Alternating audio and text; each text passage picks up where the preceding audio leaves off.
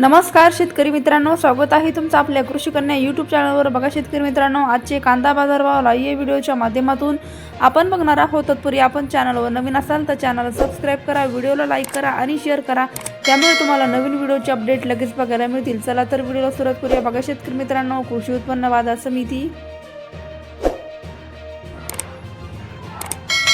Paithan आवखाली 18 quintal, किमान दर 6,600 रुपये, कमाल दर 7,460 रुपये, सर्वसाधारण दर 7,200 रुपये। पुढील बाजार समिती सिल्लोड आवखालेली आहे,